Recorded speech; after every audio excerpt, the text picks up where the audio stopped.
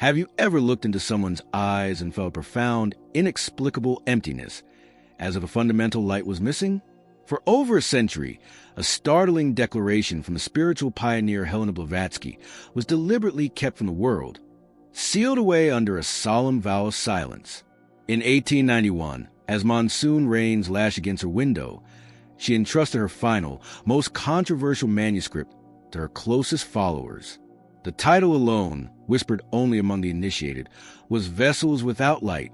The instruction was absolute. Do not disclose this while the world still believes that every human form automatically houses a human soul. What could be so earth-shattering that it had to be hidden in a special box, guarded by generations of keepers who swore to protect its secret? This wasn't a work of fiction or simple philosophy. It was a direct, compassionate, yet urgent warning about reality she believed was unfolding. She described individuals who walk among us, who look and act like us, but who operate without the divine spark of soul moving through life as beautiful, intricate echoes. This isn't a story to inspire fear, but rather a profound invitation to awaken our own perception, to understand the true nature of the light within ourselves. It challenges us to ask one of the deepest questions of existence. What truly makes us human? Do you wish to attract positivity and good vibrations into your life? Comment below to affirm your desire for good things and to join our collective intention for a brighter path. And please tap like if you're ready to welcome these positive energies. This forgotten manuscript, once guarded by secret symbols and layers of protection, doesn't just describe this phenomenon. It offers a key to understanding our own spiritual vitality. Be sure to stay with us, because as our journey unfolds, we'll uncover perspective on nurturing your own inner light that might truly surprise you. The knowledge held within those pages for more than 100 years was not meant to create division, but to foster a deeper discernment and a more conscious way of living. It suggests a truth not about others, but about the preciousness of our own inner connection. The long-hidden text was finally revealed by a twist of fate, its seal broken by accident in 1994, bringing its startling message into the modern world. But what exactly did the restorer who first touched those pages truly uncover in the dim laboratory light? What that restorer uncovered was not a document of condemnation, but one of profound, almost sorrowful observation. Blavatsky's forbidden text spoke of a subtle feeling that many of us have sensed but struggled to name. It is that moment in a heartfelt conversation where you suddenly feel you are speaking to a reflection. The words you hear in response are appropriate. The sentiment are correct, but they feel hollow, like echoes in a beautiful, empty cathedral. There is no resonant warmth, no shared spark of understanding traveling from their heart to yours. The manuscript describes this phenomenon with poetic precision. Their eyes reflect the light of others, but they do not emit a light of their own.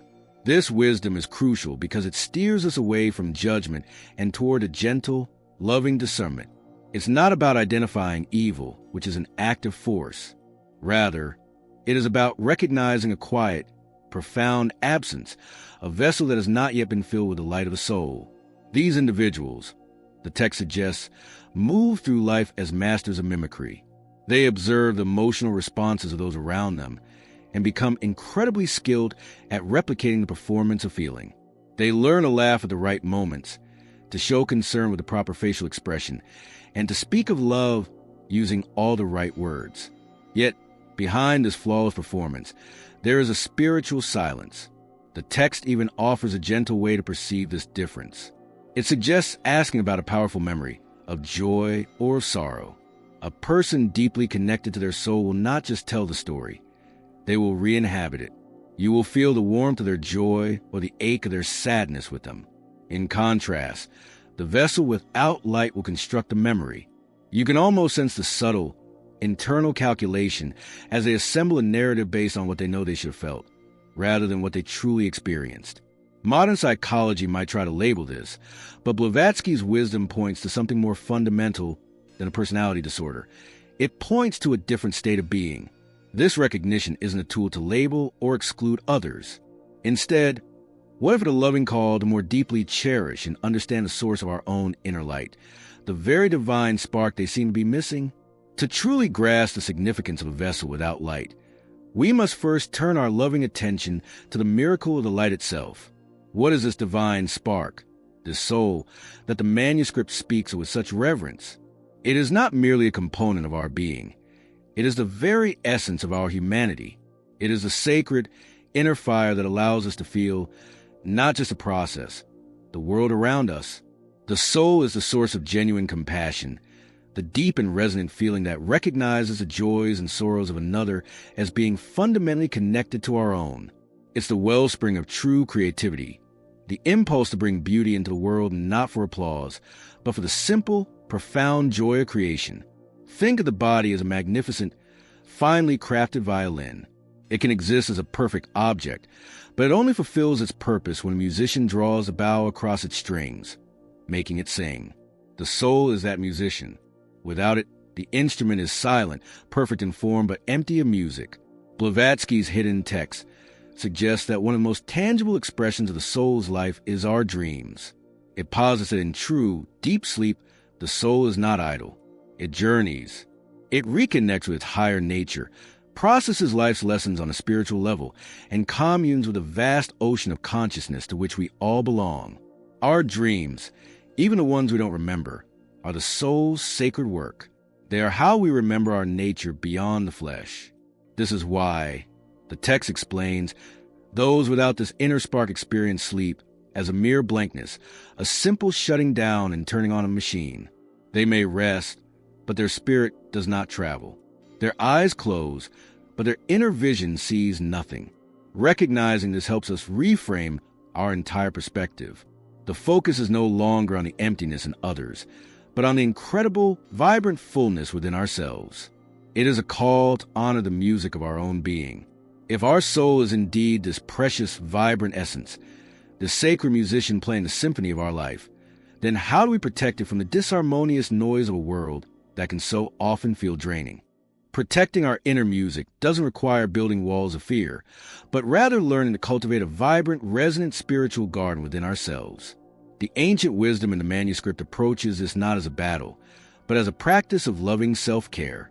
It acknowledges that just as a warm room will naturally lose heat when a window is open to the cold, a person with a vibrant soul may feel depleted in the presence of someone who lacks inner warmth. This is not a malicious act. It is a simple, spiritual dynamic. The empty vessel unconsciously draws upon the energy it needs, seeking the light it cannot generate on its own. Our responsibility, then, is not to curse the cold, but to lovingly tend to our own fire. The text outlines a simple yet profound daily practice for soul fortification. It is a quiet moment of communion with your own divine essence. It begins with the breath. At the start of your day, find a moment to sit quietly and breathe in a steady rhythm. Inhale for a count of 4. Hold the breath gently for a count of 4, and then exhale slowly for a count of 8. This simple act calms the nervous system and centers the spirit. As you breathe, you are invited to visualize a warm, golden, amber light beginning to glow in the center of your chest. With each inhalation, this light becomes brighter, and with each exhalation, it expands, forming a beautiful, protective sphere of soft, radiant energy all around you. This is your sacred space, your personal sanctuary of light. This practice isn't about creating a barrier against the world, but about strengthening your own inner radiance so that it shines steadily, regardless of your surroundings. It is an act of profound self-love. To continue inviting enlightenment and the flow of good things into your journey, comment "Hope" below as a personal affirmation for continued illumination and positive happenings. The most vital part of this practice is a silent affirmation, a word of power spoken in the heart, which translates to "I remain." It is a gentle but firm declaration of your own divine presence, a quiet insistence on your own soul's endurance and persistence against the tides of dissolution. This daily act of tending to your inner flame is a powerful first step. But how do we maintain this peaceful radiance when we step out into a world filled with noise, distraction, and technologies that seem designed to pull our awareness ever outward, away from our sacred center? The wisdom of this forgotten text extends beyond the personal, offering a compassionate lens through which to view the world we live in today. It foresaw a time when the noise of the material world would grow so loud that it could drown out the quiet whispers of the soul. This wasn't prophecy of doom, but a loving caution. It described a future where societies might begin to value mechanical thinking and surface-level efficiency over deep feeling and authentic connection. Think of our modern lives, filled with the constant hum of technology and the endless scroll of social media. These are not inherently bad things, but the manuscript suggests they can become powerful forces of distraction, pulling our sense of self outward until we forget to nurture our inner world. We begin to build our identities based on external validation, likes, shares, and comments, rather than on the unshakable foundation of our own soul's truth. The text predicted that systems would arise that inadvertently reward those who can function without the complexities of a deep inner life. Those who don't feel profound compassion or wrestle with existential questions can often navigate corporate and social structures with greater ease. This can lead to the widespread burnout and emotional exhaustion we see all around us. It's not just stress. It's a kind of spiritual homesickness, a longing for a deeper connection that our fast-paced world often forgets to value. This is a cause for despair, but for awareness. The manuscript frames this as a form of evolutionary pressure, a challenge that invites us to become more conscious and intentional about our spiritual journey. The modern world, with all its distractions, is not our enemy. It is our training ground. It is the very resistance we need to strengthen our spiritual muscles, to choose authenticity over performance, and to learn to hold on to our inner peace amidst the chaos. It calls us to live with greater deliberation, ensuring that our soul remains a conscious creator of our life, not just a passive passenger. This profound insight, hidden for a century, feels incredibly relevant today. But was this spiritual pioneer the only one to receive this difficult knowledge? What if her warning is actually one thread in a much larger tapestry of wisdom, woven by other great minds who saw the same patterns? The remarkable truth is that Blavatsky's hidden manuscript is not an isolated island of thought, but a vibrant thread in a much larger, more ancient tapestry of wisdom. When we look closely, we see that other great seekers, walking different paths, arrive at the very same profound understanding.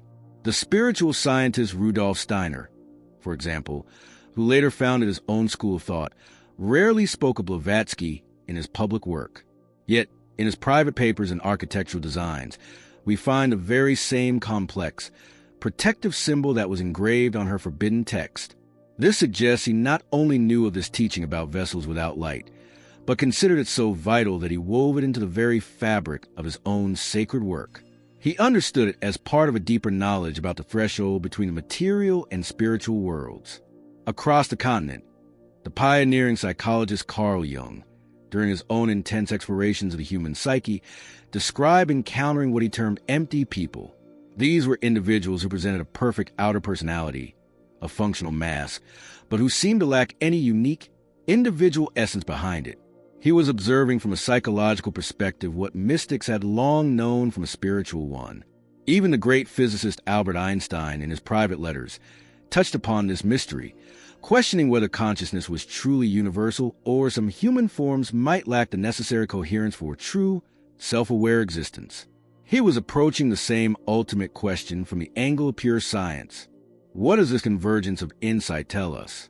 It suggests that this is not just one person's esoteric theory, but fundamental truth about existence that reveals itself to those who look deeply enough, whether their tool is spiritual vision, psychological analysis, or even quantum physics.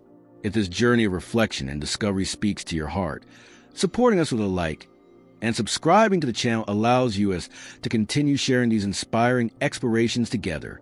These different streams of knowledge all flow into the same river, whispering a consistent message across the ages about the sanctity of the individual soul and the importance of its conscious cultivation. This realization brings the weight and beauty of this knowledge directly to our doorstep. Knowing that this isn't just a mystical tale, but a shared human observation, how are we called to use this understanding? Will it become a reason for judgment or a tool for profound compassion?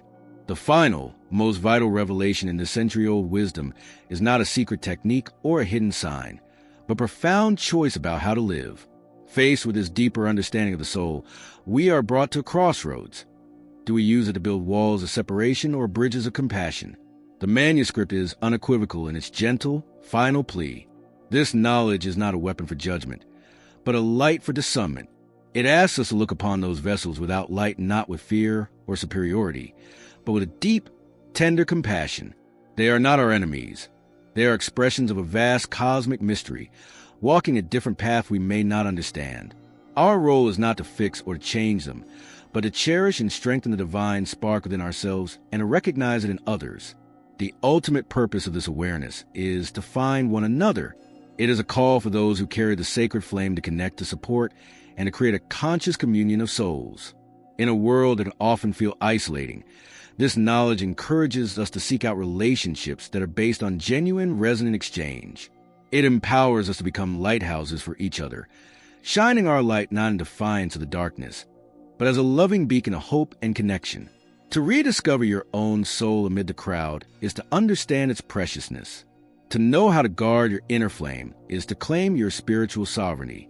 But to share that warmth with another resonant soul, that is when the journey becomes truly sacred. This is the path of conscious evolution. It is not about escaping the world, but about learning to live in it more fully, with a heart open to both the beauty and the sorrow, armed with the quiet strength of a soul that knows itself. As we reflect on our shared journey from a hidden secret to a tool of empowerment, we affirm profound interconnectedness of all true light. Comment: we are connected below to affirm this universal truth with our community. And your exploration doesn't have to end here. Click the video now appearing on your screen for another powerful message.